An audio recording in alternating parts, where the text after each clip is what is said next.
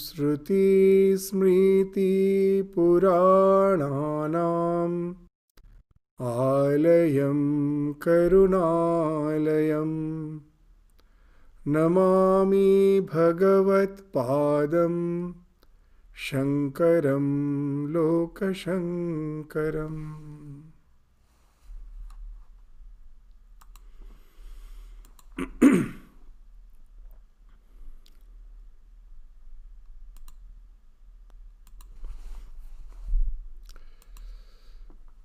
So, in the last class, we concluded for the time being the discussion, the very elaborate discussion on the 5 shits, the 5 koshas, namely the Annamaya kosha, the Pranamaya kosha, the Manomaya kosha, the Vijnanamaya kosha, and the Anandamaya kosha. So, after describing them vividly, so now in 210th and in the 211th verse, we will find that Bhagavad Pada Shankaracharya is going to assert the self, the existence of the self as the witness, as the Shakshi, behind these 5 sheets of our ignorance, Panchakosha. And here we will find a very interesting discussion on the existence of the self. That there are some schools, like the Buddhist schools, who says that there is no self. So in this context, we find Bhagavad Pada Shankaracharya is discriminating the 5 shits from the non-self and asserting the self as the ultimate reality behind the entire existence.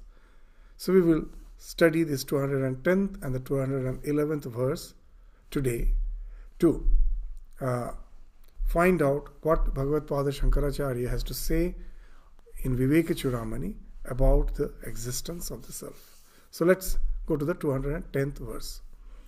Panchanam api koshanam nishedhe yuktitah srutehe tat nishedha avadhi sakshi bodha rupa avashishyate. So Panchanam api koshanam nishedhe yuktita srutehe. It's the first line. What it means? When all the 5 shits have been eliminated. Nishedha means to eliminate. Panchanam api koshanam nishedhe. When they have been eliminated by yukti, by reasoning. Yuktitaha. By reasoning on what? On the passages of the Shruti, on the Shruti passages. Means in the Vedas, in the Vedanta, there are many passages, there are many mantras which speaks of the self behind this 5 shits. And by using the power of reasoning, the yukti, we can get established in the existence of the self behind these 5 shits. That's being indicated here. Panchanam api koshanam nishedhe. When you eliminate this, as has been spoken of in the Shruti, and try to reason and to find out what's there behind it, what we find, tat nishedha. When we can eliminate that, tat nishedha avadi sakshi bodha rupa avashishyate. At last, we find that as the witness, the bodha rupa, the knowledge absolute, that's the Atman, which alone remains. So, what it means? That Atman alone abides. Everything is a false superimposition on it. So now the Shruti speaks of the self. We find that in all the Vedantas, all the Upanishads, the subject matter of all the Upanishad is the self. But the question is, can the Shruti, speaking of the self, but can it show us the self just the way we can show you any object, like a table, a chair? We can point, this is the table, this is the chair. So the question is, the Shruti is speaking so much of the self. Can it point out the self as this or as that? So here again, the Shruti itself will say that no, it cannot. Why it cannot? Because it is the seer, and the seer can never be seen. The moment the seer can be seen, it becomes an object. So, the very fundamental idea, the very basic concept of this we find in another treatise called Drik Drishya Viveka. Drik Drishya, the seer and the seen. The Viveka speaks of the distinction between these two. So we will find very nicely Swami Vivekananda is replying to a small child when he was in the West.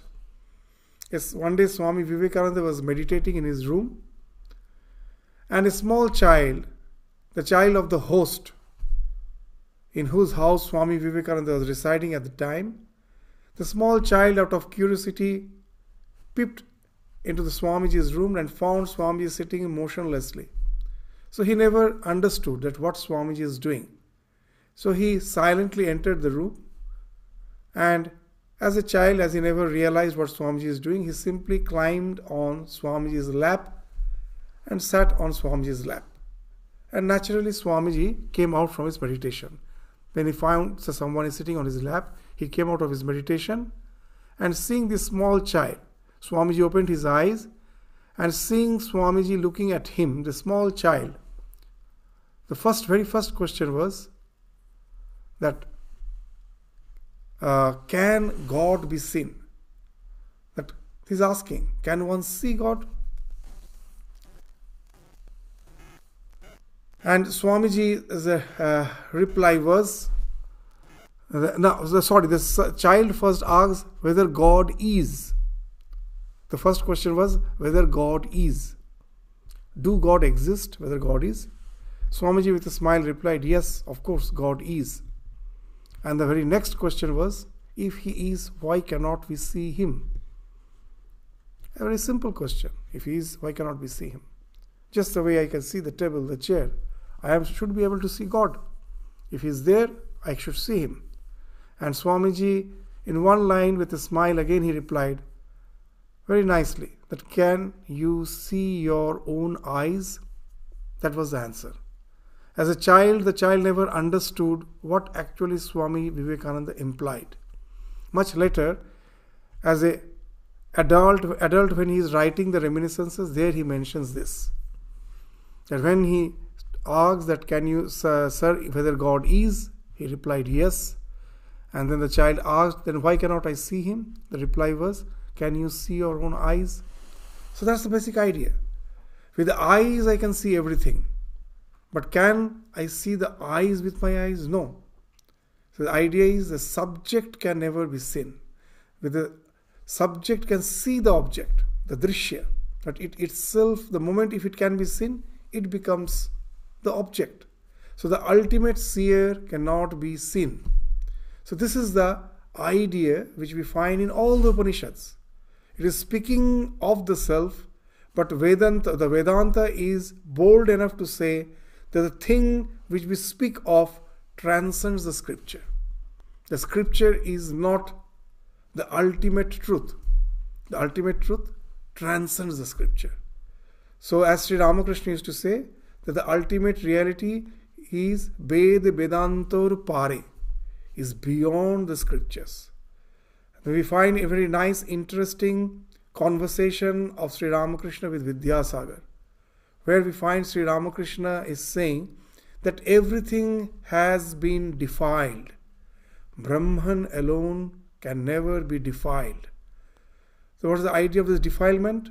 That when I am taking food in a plate, the food is defiled. No one else is supposed to take that food because it has been defiled by me.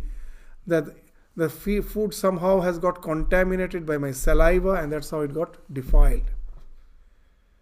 So that's the idea of defilement. Sri Ramakrishna is saying that in this world everything has got defiled. Only Brahman can never be defiled. What's the idea? Vidyasagar really appreciated. He told, I have never heard such a wonderful way of describing the ultimate truth. He was very much impressed by Sri Ramakrishna's word. What actually means? That everything, this entire world is visible. The moment I perceive it, it gets defiled. The perception defiles the object. The moment anything is objectified, it is defiled. It has been perceived by me. Brahman alone cannot be defiled. It's something beyond all perception. So that's why when the Shruti is describing of the ultimate reality, what it is saying? Not this, not this. This is known as, this way of describing is called Tatastha Lakshana, resorting to the reasoning which is called Tatastha. What it means? Something which is not visible, we try to explain it with some reference. Tata means the bank. That example which we give again and again. That suppose your house is near a river. It's very near, but it is not visible because there are some other landmarks which obstructs the vision of the river. Now some guest came to your house and you say him, the river is near my house. And he says, where it is? I cannot see. And then you, as a referral point, show him a tall tree which is on the tata, on the bank of that river. And you say, you see that tree? Yeah, just by the side of the tree, by the tata of the tree, by the bank of that, on the bank where this tree is there, the river is there. It is not visible. We use this tall plant as the referral point to explain the existence of the river. So it is called Tatastha Lakshana. So by saying that self is not this, there's all this Panchakosha, which we have described vividly, which Bhagavad Pada Shankaracharya has described vividly. Now he is saying that the self is neither the Annamaya Kosha, nor the Pranamaya Kosha, nor the Manomaya Kosha, neither the Vijnanamaya Kosha, nor the Anandamaya Kosha. That we're describing for so many classes. So by saying this, it's not this, not this, it is indicating about the existence of the self. There's this realization of the self that's why Swami Vivekananda used to say very nicely that if something is not seen, is not perceived, then how can I know about it? How can I use my reasoning to get established in it? You're reasoning about something which is not perceived. And Swamiji used to say very nicely that the realization of the self transcends the reason, but it doesn't contradict the reason. With the help of reason, I at last get established, intellectually convinced about the existence of self, but that's not all. That intellectual conviction should lead to realization.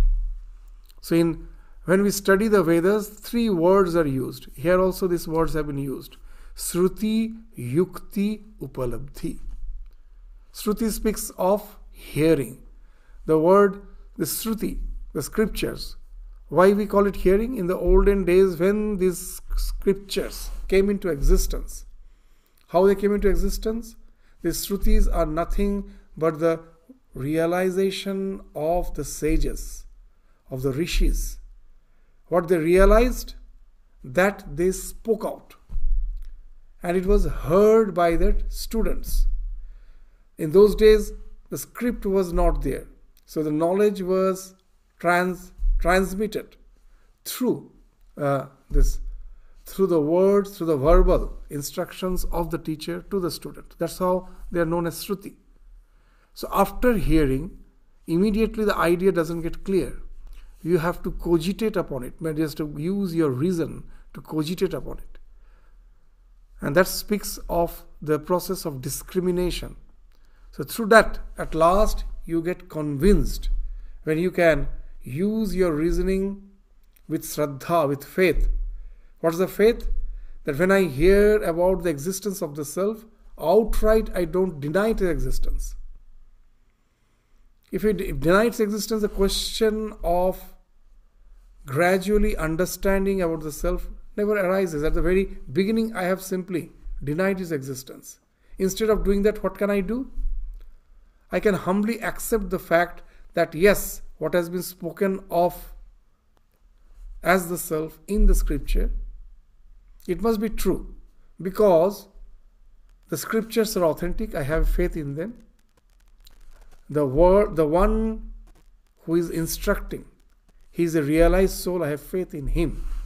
Just the way when I go to a doctor, the doctor writes a prescription. I know nothing of the medical science. But as I have faith in the doctor, I just follow the prescription, isn't it? And get cured. So faith is the thing which is needed even in our day-to-day life. So here we find, unless we have faith in the word of the Guru, faith in the word of the scriptures, what that faith means? Yes, initially I take them to be the truth. But at the same time, I do realize that though I have the faith that these words must be true, I humbly accept that there is a gap in the understanding.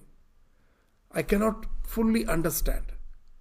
But I simply don't deny that as I don't understand, so it must be false. No. I humbly accept the fact my level of understanding is not that refined. So I resort to the process of manana through yukti, through reasoning. Shruti, then comes yukti. And that leads me to a mental, intellectual conviction. How that yukti is used, we will give just a hint of it just in the following discussion. That yukti is used. Because with the yukti, if it is not used properly, we can go to the idea of anatma, no self, as is prevalent in Buddhism. So how to use the yukti to really get established in the idea of the self? That is very important. Because the same yukti, if it is not used in the proper way, it can take us to the idea of anatma, there is no self. So yukti has to be used by keeping the verdict of the scripture as something true, that it is authentic. With Shraddha, I first have the faith. If my yukti, so that's just in the mathematics, when a question is given that prove such and such, that's the equation, this is equal to this. First I have to take that this question is correct, it is not wrong. If at the very beginning I say the question is wrong, there is no question of proving it. So I take that this question, that this has been asked to be proven, so this must be true, it can be proven. And in the process, if I find that I cannot prove it, I accept the fact that yes, there must be some mistake, some shortcoming in the way I was trying to derive. And I try in another way. This is known as cogitation, having the shruti to be the dictum, to be the verdict. That's correct. And then I am using my yukti. If my yukti leads to some other conclusion, then I have to humbly accept there must be some mistake. Otherwise, I will be doing that gross mistake, that I will say that the question itself is wrong, and I will simply deny the Vedas, the Vedanta. That's why you will find that generally we say that Buddhism, Jainism, these religions are atheist, and we say they don't believe in God. That's not the real meaning. In Hinduism, when we say that they are atheist, actually it is meant they don't believe in the Vedas. That they don't believe in the Vedas. Because even in the Hindu scriptures, you will find there are certain philosophies who doesn't believe in God, like the Sankhya philosophy. There is no the existence of God in Sankhya philosophy. But they are a philosophy which is called Astika. They are not Nastika. Why they are Astika? Because the entire interpretation is based on the Vedas. So the difference between Astika and Nastika is not the believer in God and not believer in God. No. The Nastika means that those who don't believe in the Vedas. So that's the thing we will gradually, so that the self transcends the reason. It is beyond reason. But the reason helps us to take us to that realization which is beyond reason. So the reason doesn't contradict. This is the thing which Swami Vivekananda used to say. So that's why that's what's our duty? Have faith in the words of the scripture in Shruti. Listen, use your yukti to come to an intellectual conviction, and then that's not all. It should take us to anubhuti, realization. How it happens? Through the process of nididhyasana, sravana manana, nididhyasana. The nididhyasana takes us to that anubhuti. So this is the idea which is being spoken of here. See, this word yuktita speaks of yukti, shrute speaks of the shruti, and this tat nishedavadi sakshi vodha rupa avashishyate. This idea, the self alone abides. This speaks of the assertion which comes from that anubhuti. So now we will just see that if the yukti is not taking us to the conclusion of the Shruti, then where we can land up, just as it happened with the Buddhist. They say that there is no self. So there is no self. How they come to that conclusion? They have used the yukti. Very nicely they have used their yukti. And sometimes we find that their yukti is very strong. It's very difficult as if to deny their yukti. What they say? That in this world we will find everything is flowing. The word samsara means flow. Samsarate iti samsara. Everything is flowing.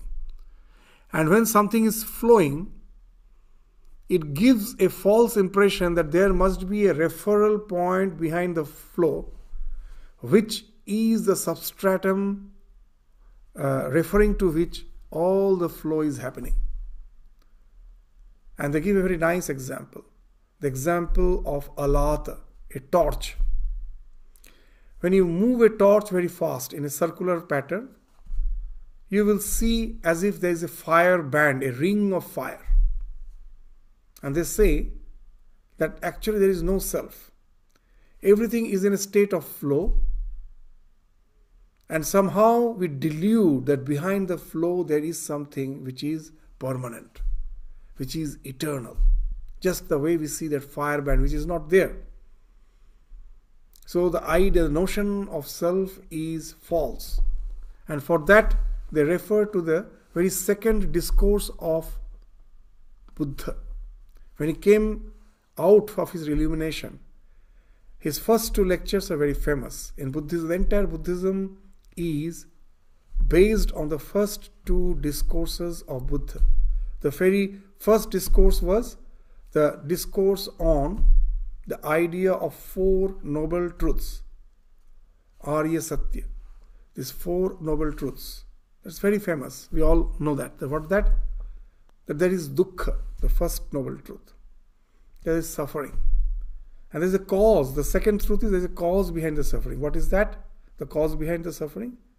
Tanha. Tanha is a Pali word which is equivalent word in Sanskrit is Trishna, the thirst, the desire.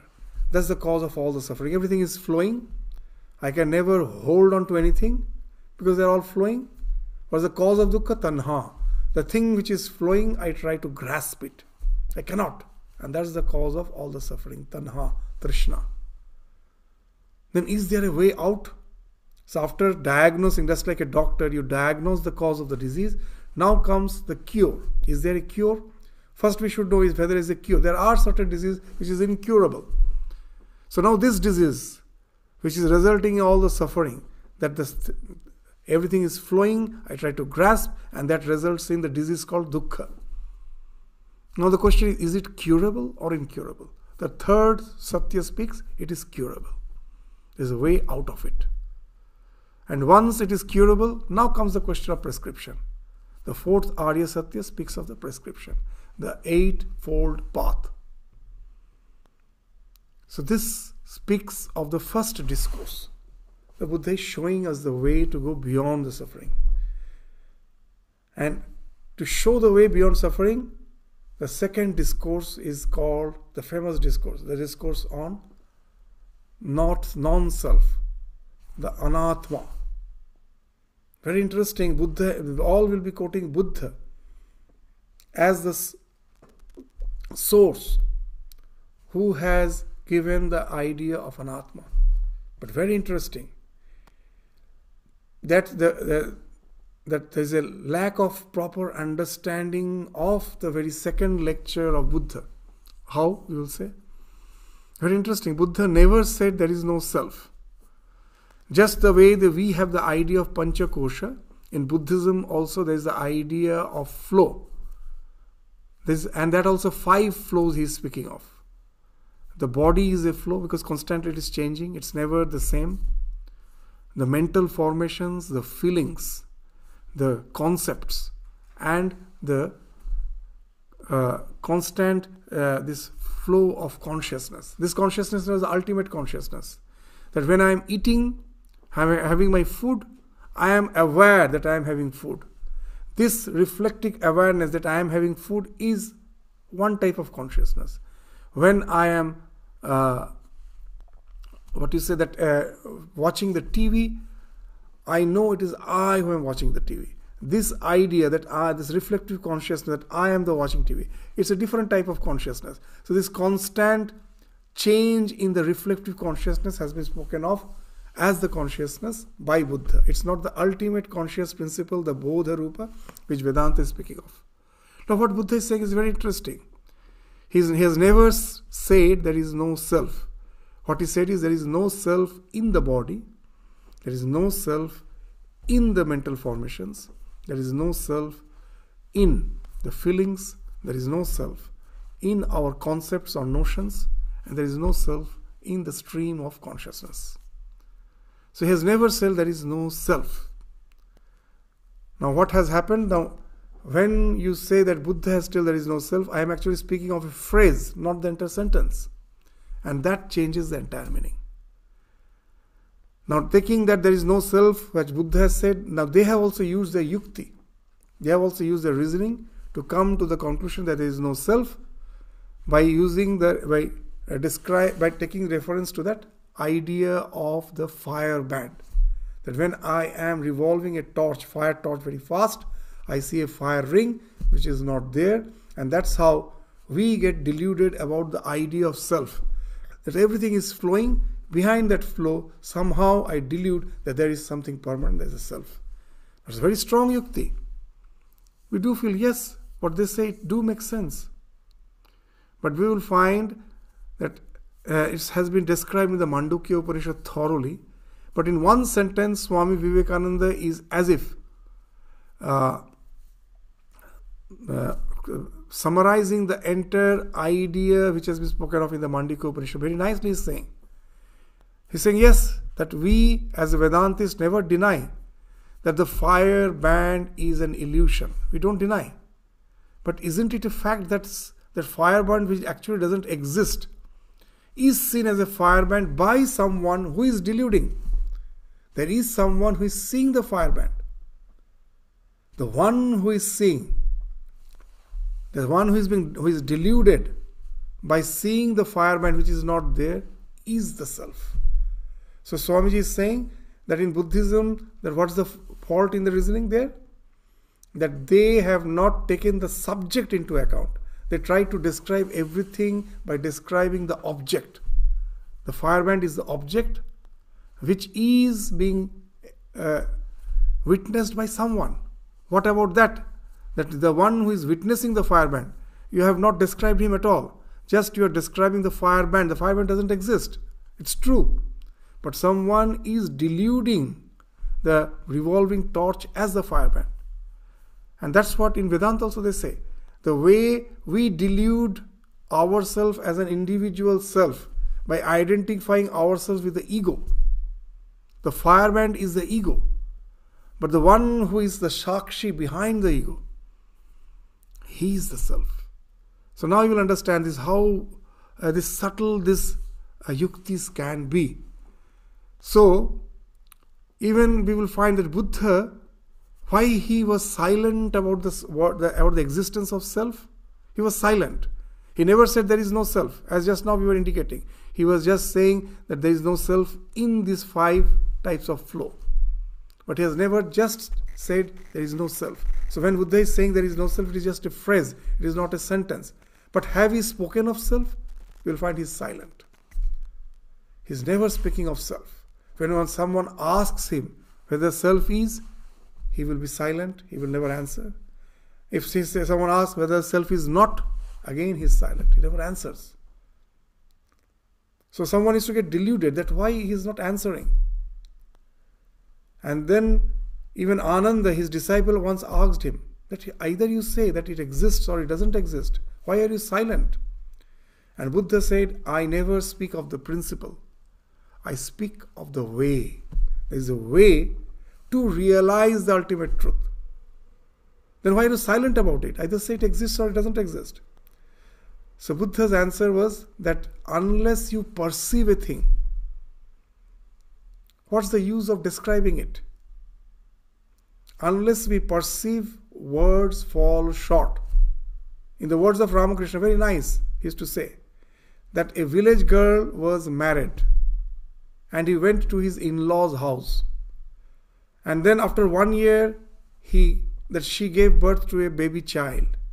And with the child, to spend a few days with his parents, he came back to his paternal this house, his father's house in his village. Now his old friends, the other girls who were his friends, they were yet to get married. They came to meet their old friend.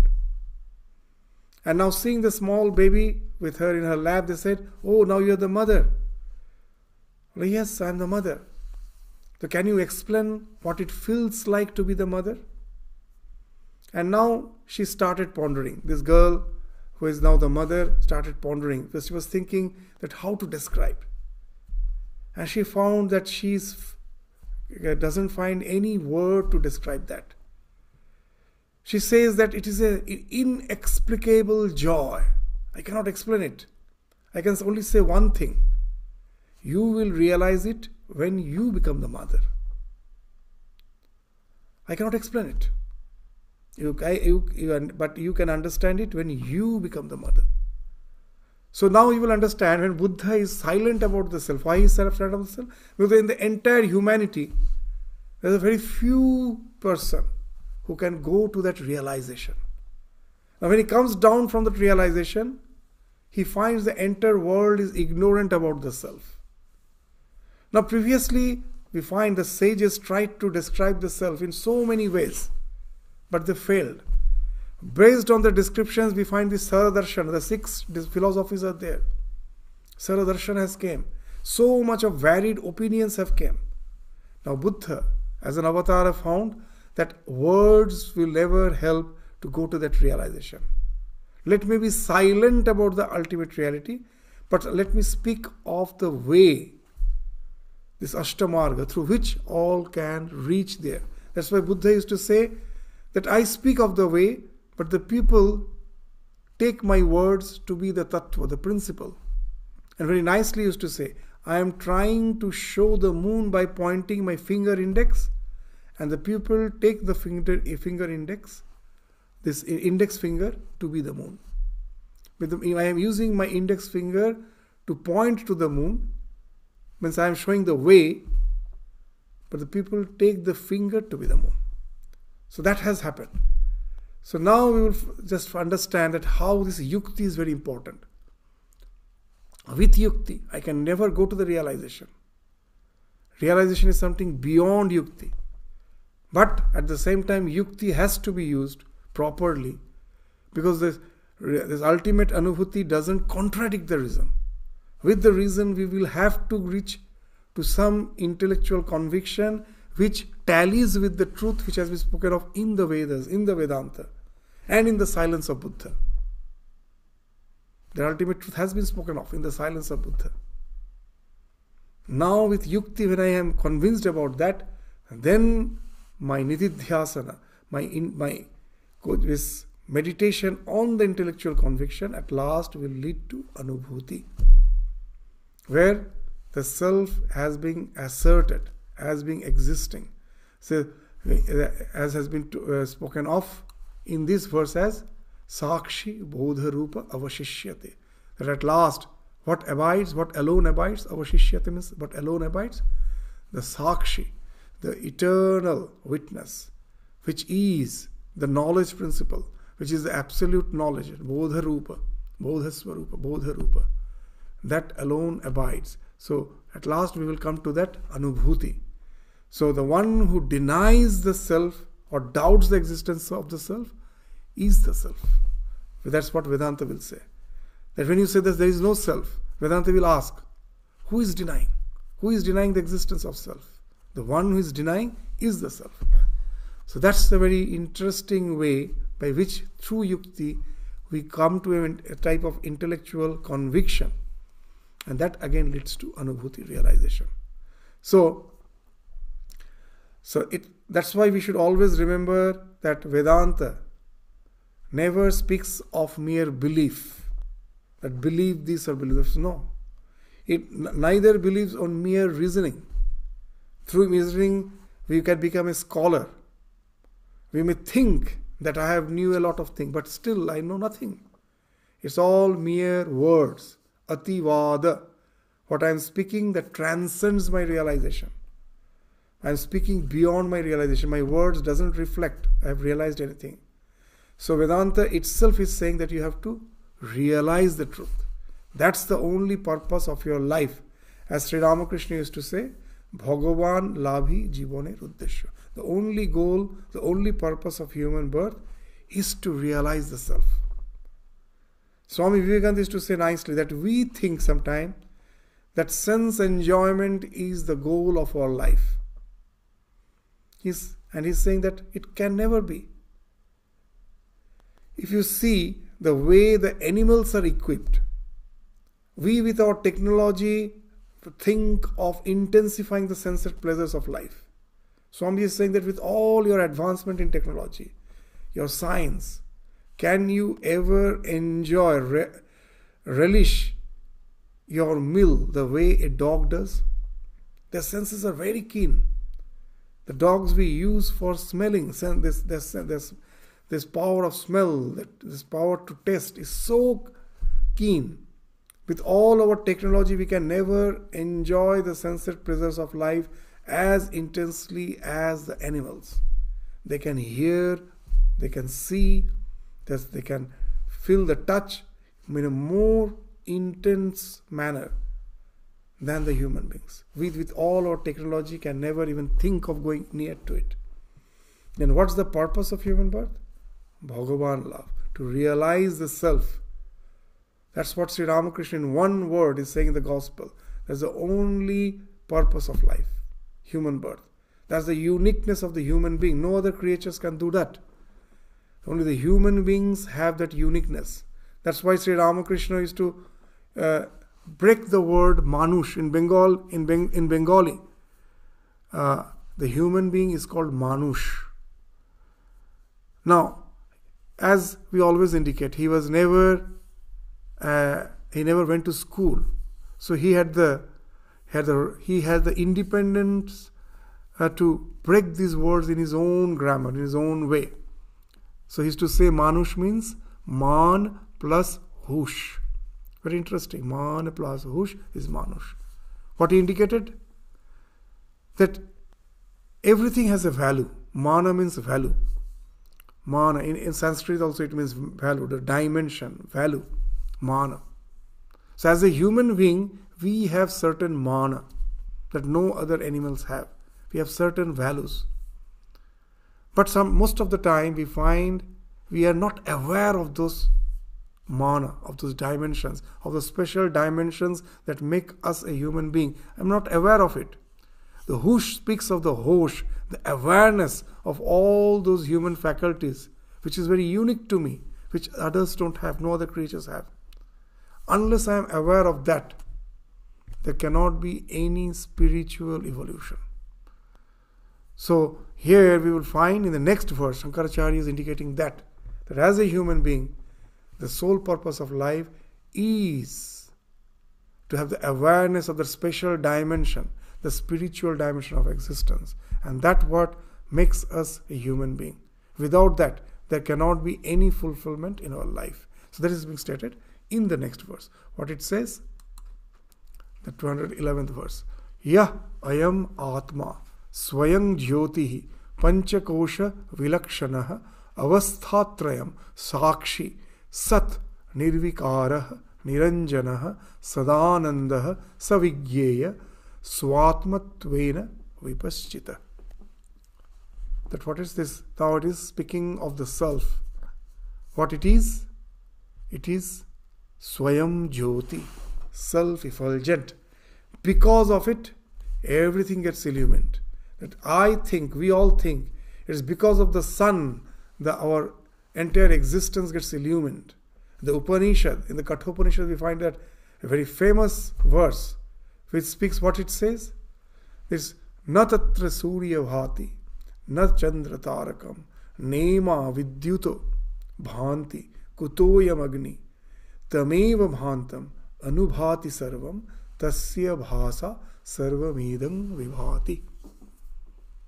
It's a very strong assertion. What it is saying, na tatra surya, the sun doesn't illumine, nor the chandra taraka, nor the stars, nor the moon, and neither the vidyuta, that the thunderbolt, neither that can, in a dark, in cloudy day, nothing is visible, and there is a thunderbolt, and in a flash, so many things are visible. We think it's a powerful light. The Upanishad is asserting, not even the thunderbolt. What to speak of thunderbolt? It is all planetary, all these planetary bodies. They have this tremendous power to illumine. In their presence, what to speak of Agni, a simple fire, that also doesn't have the power. Then what illumines everything? Tameva bhantam. That the self everywhere I will find has been spoken of in the Upanishad in neuter gender. Because there cannot be any attribute that describe him. He is neither he nor she, not tall nor short, nor fat nor lean and thin. Beyond all these attributes, here I can just speak of it as the existence, the eternal existence. That being there, everything becomes illumined. When I get up from the deep sleep, what happens? The mind which was inert, that comes in association with the self. The moment it comes in association, the entire universe is projected from the mind. It's not that the universe is out there and I perceive. It is projected. What outside there is just existence. So many times we have told, when I see a red flower, the redness is the projection of the mind. So it's an attribute. Its shape is a projection of the mind. Its smell is a projection of the mind. So what is there? I never know. What I know is something is there which stimulated my mind, and what all I see is the projection of the mind. So all the attributes are just mere projection of the mind. They never define the thing itself. What I can say about that, there is something. The existence is there. Sat as existence, it is there, which can never be known. What I know is the projection. But how that projection has happened? The mind got activated by something which is beyond it, the self. And then this projection has happened. So it's the self which is illuminating the entire universe. Tameva bhanta. When I see the sun, the same thing. The mind through the eyes is seeing the sun. I think it's seeing the sun. Actually, it is not seeing. Something has entered through the eyes to the mind, and the mind projects the sun, being activated by the self. And I say, oh, there is the sun. So this is the discussion in so many ways we were discussing. So that's why it has been said in the Upanishad, asserted that wonderful truth, that it is the self which illumines the entire existence. That sometimes we say that that we are such a small creature crawling on the surface of the earth. The sun is huge. But immediately, to help us get rid of this idea of insignificance, the scriptures again say that you are what? You are Mahato Mahiyan. That you think the sun is Mahat, you are a small insignificant creature. But you forget one thing. Even the sun doesn't know it exists. It is because of your certificate the sun exists. Does the sun know it exists? It doesn't know. I say, oh, the sun you are, the sun is. I say, the moon you are, the moon is. They don't know about their existence. The self within me is activating my mind, and the mind through the senses, whatever is being perceived is projected out as the sun, the moon. And I think they are Mahat. But I am the real Mahat, because it is because of my certificate. Their existence has been ascertained. Otherwise, Who is there to speak of their existence? That's the idea. Sorry, Swayam Jyoti. That is the real, that source of illumination. Everything else is being illumined by the self. But the self is Swayam Jyoti. Pancha Kosha Vilakshana. It is something which is distinct from the 5 sheaths. Why? All the 5 sheaths is something which is seen. I can see my body, I can feel my prana, the vitality. I can experience my mental thoughts. I can experience my concepts, my convictions, the Vijnanamaya Kosha. I can experience the bliss which comes from the fulfillment of the desire, or which comes from deep sleep. When I get established in the Anandamaya Kosha, everything is experienced. The moment it is experienced, it becomes an object. So these Pancha Kosha are objects. They have been objectified. But the self is the seer. So that's why it is something which can never be realized. But how can I know about its existence? Even in science, we will find that I can never see light. But how I know about its existence? The moment an object gets illumined, that gives me the conviction that there is something called light which is illuminating the object. Otherwise, has anyone seen light? No. No one can see light.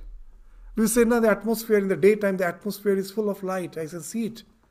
We forget that it is the atmosphere on which the light is being reflected. And that's the illumination which we see. If you go to the moon, even in the daytime, in the sky you will see the sun, the entire sky will be dark, and the surface of the moon again will be lighted. The sky is dark there, even in the daytime. Why? There is no atmosphere. So it is what I think as light is actually the reflection of the light on the atmosphere. So similarly, the self illuminating everything, the thing which is illumined, from seeing that thing, I know there must be something which is the self. But the self is vilakshana, it is not seen. It is if it was seen, it will become the object. So it is a subject. That's the way we say that about the existence of gravitation. Have anyone seen gravitation? No. By seeing a falling object, I can know about the gravitation.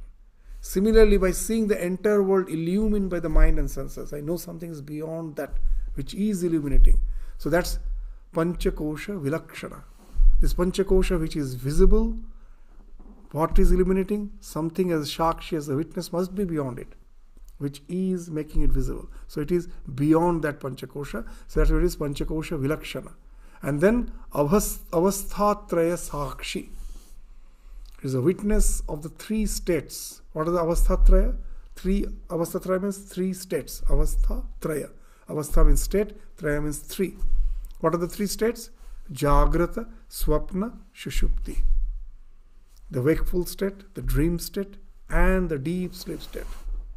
The self is something beyond that. What it speaks? It is beyond that as the Sakshi, as the witness. Unless you take the self as the witness, I could have never related to the fact it is I who was sleeping, who was dreaming, and again who is awake. I could have never remembered all the experiences in sequence which has gone through my mind. There must be a Sakshi. To give an example, suppose in a room where I am sitting now in the shrine, suppose at morning from 9:30 to 10 a.m., someone, say Mr. A was sitting and meditating. And he left at 9:30, from 9 to 9:30 he was meditating, and he left at 9:30. And then B came, another person B came, say at 9:45, and from 9:45 to 10:15 he was sitting here and chanting. And then again from 11 to 12 there was some puja. Someone came and was doing the ritualistic worship. And then after that the shrine was closed from say 12:30 to 4 p.m. Now, unless someone was there sitting all through, Because A has came and left, he has never seen B. B came and left, he has never seen C. And there was some time when none was there. How could I have related, anyone would have related that A was there, B was there, C? No one was there unless there was someone who is sitting all through from the morning till that afternoon. He has seen A coming, going. He has seen B coming, going. He has seen C coming, going. He has seen that no one was there for some time.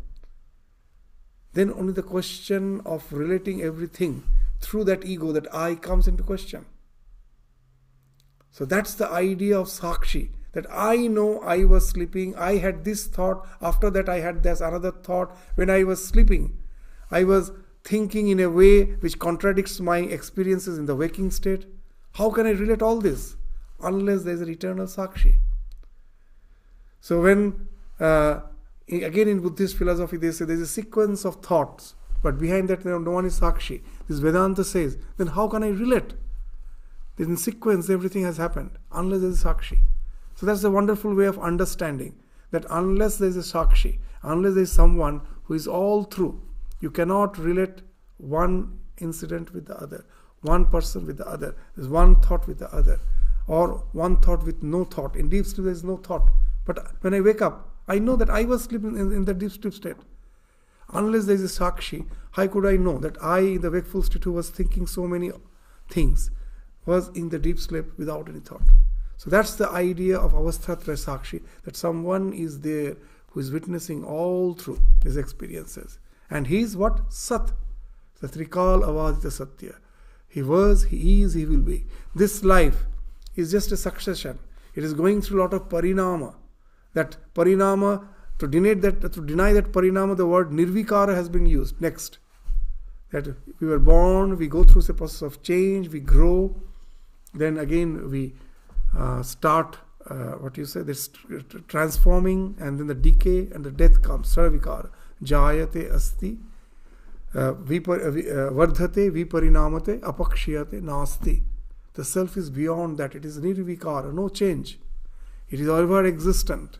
And niranjana, the happenings of the world, everything has been projected by the self. But the self is in no way tarnished by them. As Sri Ramakrishna used to say very nicely, with the same sunlight, one person is reading the scripture and another person is counterfeiting the coins. Does the sun get affected in any way by any of these acts? Does the sun becomes more purified by the reading of the scripture of the person? Or does it get defiled by the counterfeiting of the coins? No. It is just giving the light. It is illuminating everything, but it in no way gets contaminated. As the entire existence is a projection of the self, it in no way affects the self. Just the mirage is a projection of the desert. As long as the desert is there, I see that huge reservoir as a mirage. But does that huge reservoir has the capacity to drench even a single sand particle? No. Because it's just a mere superimposition. So the thing which is superimposed, the snake which I see in the rope, does that snake has the power to inflict poison in that rope? No. It is just a mere projection. So that's the idea of niranjana. It can never be tarnished. Though the entire existence came out of it, but it transcends them. It can never be in any way tarnished. And Sadananda, that the dualities of joy and sorrow which we find in this life, the self is again beyond that. It is ever blissful. The bliss gets obscured because of all the vrittis in our mind, with all the thought waves, the desires, the feelings. When the desire is fulfilled, I find bliss. What has happened? The desire which was actually obstructing the expression of the bliss, that when the moment the desire is fulfilled, the noise factor is not there.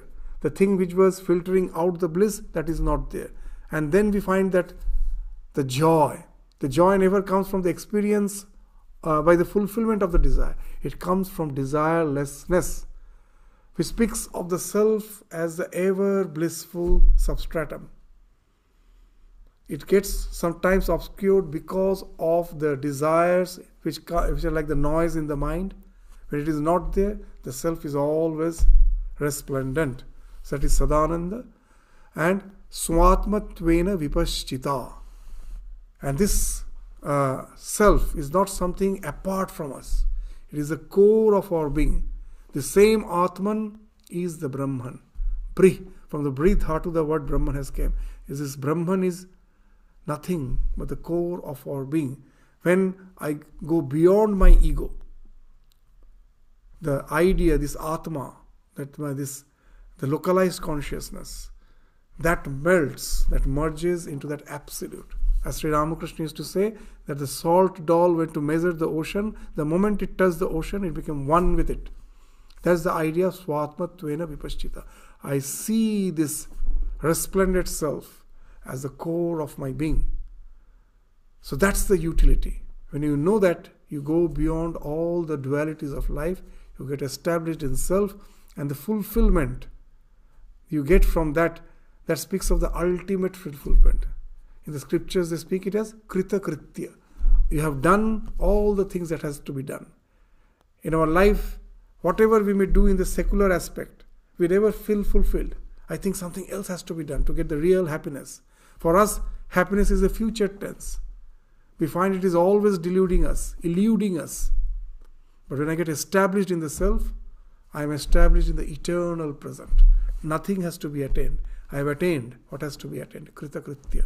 That's being indicated by the word Swatmatvena vipaschita. With this, by asserting on the existence of the self and to realize which is the ultimate goal, the first section of the Vivekachudamani is concluded. Then again, in the second section, we'll start from the next verse by some of the questions of the disciple, which again will be, it has already been, the conclusion has already been spoken of.